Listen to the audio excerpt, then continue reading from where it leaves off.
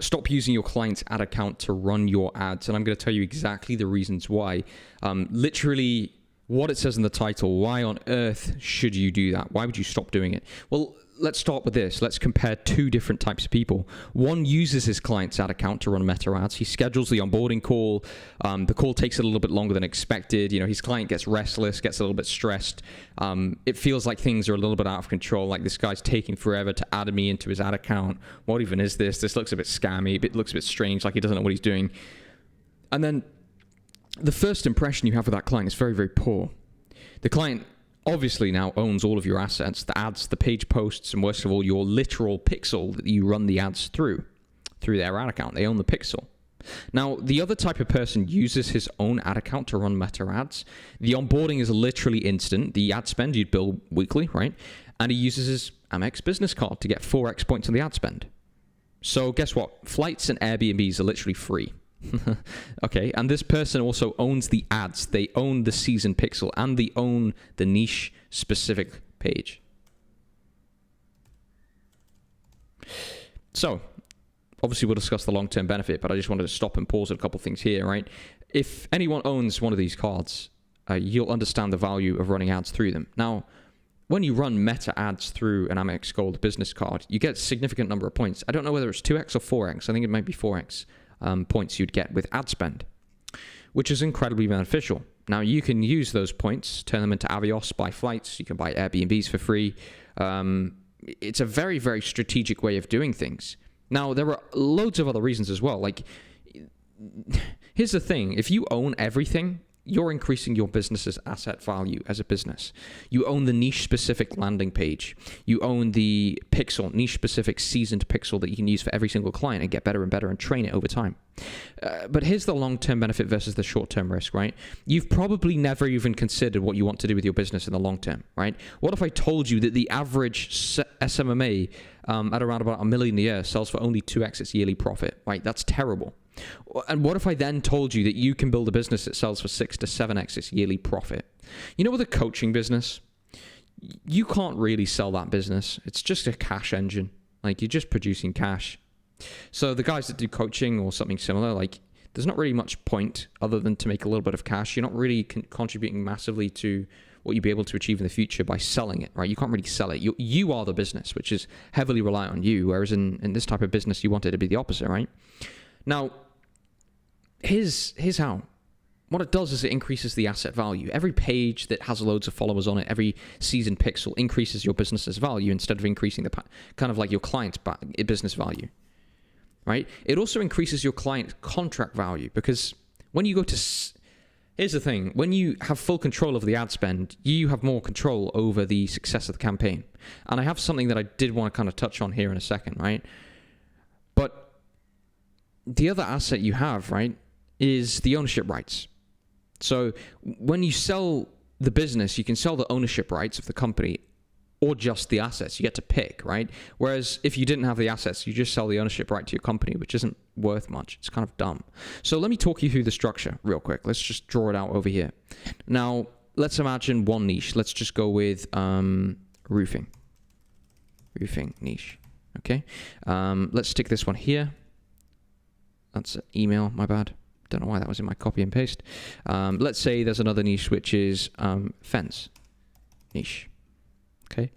So if it doesn't matter what niche it is, for every single niche, we do have the same structure, okay? Let's go with the roofing niche. In this instance here, what am I going to have for each niche, okay? I'm not going to have one ad account for every niche because that's a little bit weird. Like, you just don't need to do it. However, what I'm going to have is a Facebook page or a Facebook/Instagram page per niche for every single niche. And what I'm going to do with this Facebook or Instagram page for every single niche is really, really simple. I build the followings. I post regularly. And then what happens is you produce this brand image that you can replicate for every single client. Because I don't know if you've ever signed a client where you look at their page and you're like, Jesus Christ, is this guy even real? He looks like a scam. Like, these roofing companies have the most terrible looking pages with 3 people following them. Whereas what you can do to obviously build the following and post, you know, obviously you post regularly and do a few other things, but you build the following through literally putting a picture of a dog as an image ad and you use the engagement style. So when I'm saying engagement style, you know in meta ads when you can select the type of campaign, leads, sales, whatever else, engagement is the campaign you select, and you literally, like, I'm not even joking. Let me show you roughly what I'm talking about here. A nice dog, but what the hell? Dude, there are some crazy things on this fucking GIF board. But basically, you know, put a picture of a dog, right? And you'll get an unbelievable amount of people following and liking the page, which is a good thing.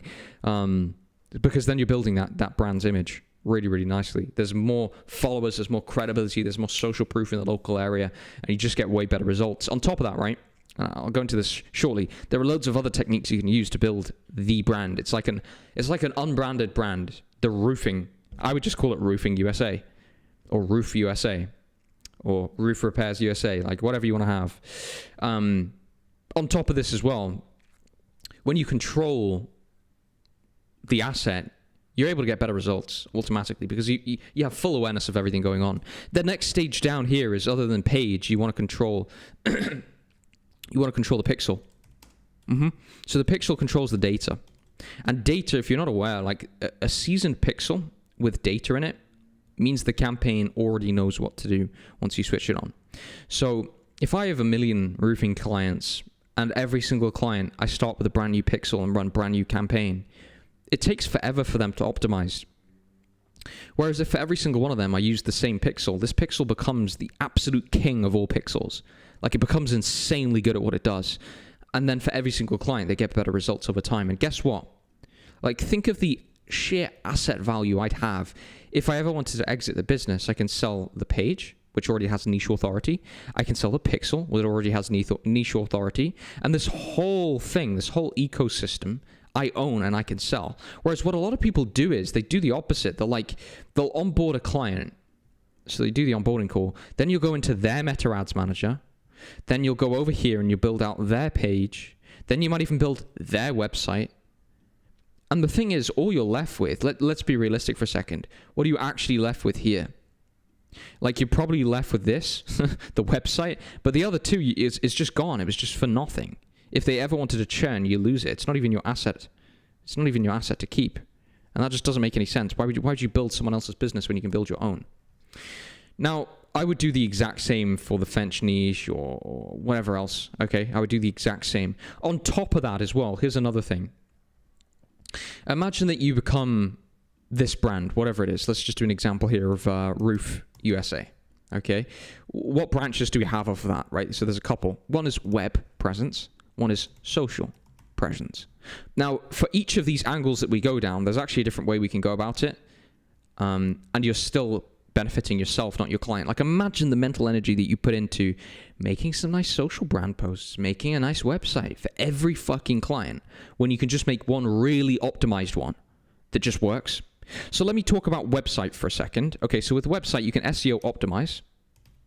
You can also build multiple of the same one, of the same brand, so that there's multiple high-ranking websites for that one brand, so that you just literally get an unreal amount of traffic. Like, let's put it this way. If you have 10 websites, right, they will bring you on average at least 10 leads per day, 10 good leads per day, maybe even more. So I know some people that get like 100 a day, 10 per one if they're really nice and optimized.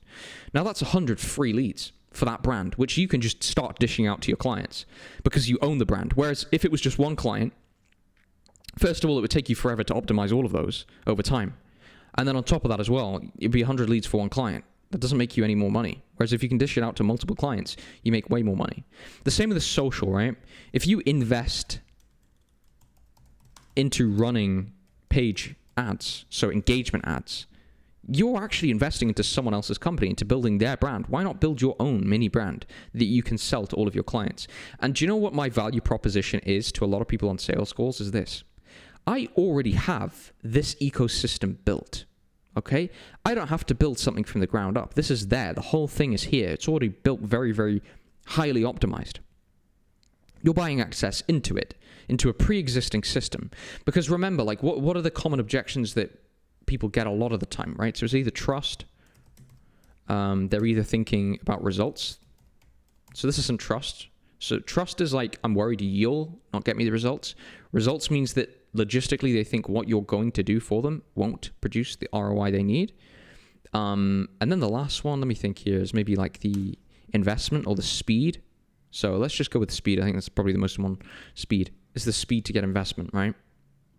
Now, let me tell you something. What if our company or brand that we already have set up is already generating results, right? Do they need to trust us? No, because we can just show them the results already there. On top of that, if I already have websites that are highly optimized, I can just give them free leads and tell them, hey, try them out. Which is an incredible thing to do if you're on a sales call and people don't trust you. So it removes trust. Now, what about the speed element? People are concerned about, oh, yeah, well, onboarding takes a week, and then to go live, it takes a week, and then it takes another week to optimize, and then a week after that, you got to pay me. It's dumb as fuck. Whereas what if they just, let's say this is the timeline here, this is where you took the money, and then the same night, you launch the adverts, and then the next day, they wake up to an estimate, come through, boom. Mission achieved. During this phase here, that night, they get like buyer's remorse and a shitload of other stuff. This is where it's kind of a fuzzy zone of you're worried what's going to happen with the client. Are they going to churn? Are they going to panic? From the time you take your money, the most people launch the ads probably here 7 days in. And by that stage, you're already in the danger zone where people doubt whether you're the investment they should have made. Why not squash the doubt and just come in literally the next morning with an estimate or an appointment already booked for them, and they already have their first win? The only way you'd be able to do that is if, well, you already, let me zoom this in a little bit here.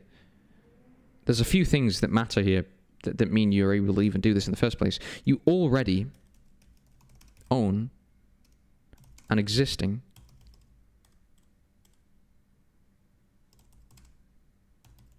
infrastructure, right? It's already working.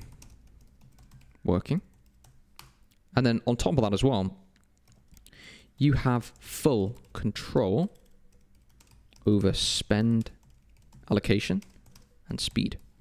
Now, I'm going to touch on this last one just a tiny little bit more. But if you already have an infrastructure producing leads because of your brand, because of your SEO, because of a million other things that you've done for that specific brand, like Roof USA, any in the local area, you can just go, boom, and here you go. Here's your first one. Sorted. They don't have to wait for it. It also means over-delivering is incredibly easy. Now, with this one, having full control over the speed, the allocation of the spend, I'm going to explain the advantages of this because this is really crucial. Imagine a client signs up at $50 per day. I would spend $100 per day, and I will get them their 15 appointments to be guaranteed in 14 days instead of 30. What does that mean I can now do? It means I can now rebill earlier. Does that not make more sense? Like, yes, there's a bit of risk, but they don't see this. They think that you have an ungodly system that is able to produce phenomenal results, and they just don't understand how the hell you did that because they don't see that you doubled their spend. They don't see these things.